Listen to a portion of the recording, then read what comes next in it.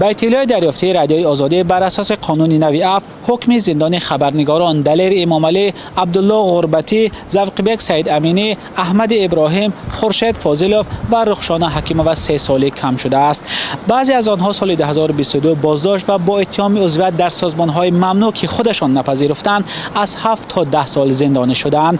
رخشانه حکیموف سال 2025 با گناه به گفته مقامات خیانت به دولت به 8 سال زندان محکوم شده بود. این بند قانون جنایی شامل عفو نمی شود، ولی حکم رخشانه حکیموف را به خاطر زن بودنش 3 سال پایین آوردند. خودی او و نزدیکانش هیچگاه اتهام را اعتراف نکرده، حبس او را دارای انگیزه سیاسی دانستند. طبق اطلاع دریافتی رادیوی آزادی، ذوقبک سید امینی بعد 3 سال کم شدن حکم زندانش 18 ایول امسال، یعنی بعد کمتر از 1 ماه دیگر به آزادی میبراید. سید امینی سال 2022 به 7 سال زندان محکوم شده بود. عبدالله غربتی، خبرنگار دیگر زندانی، با 3 سال کم شدن مهلت زندانش آخر ماه دکبر امسال رها خواهد شد.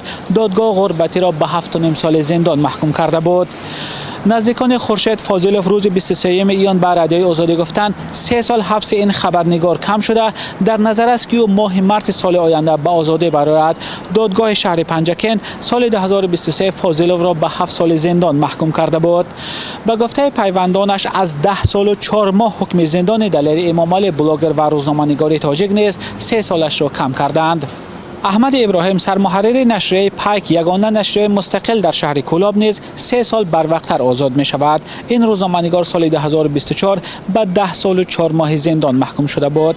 درباره شامل قانون عفو شدن روزنامه‌نگاران الفت خانم محمدشاه و عبدالستار پیر محمدزاده و بلاگر خوشام غلام معلومات دقیق در دست نیست. این خبرنگاران نیز مثل دیگر روزنامه‌نگاران زندانی بر اساس ماده 307 کدکس جنایی یا عضویت در سازمان‌های ممنوع به زندان محکوم شدند.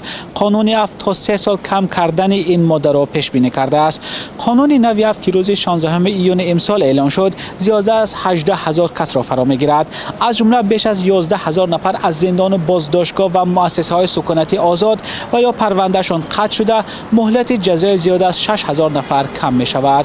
مولا رجب و برات یوسفی، رادیوی آزادی، دوشنبه.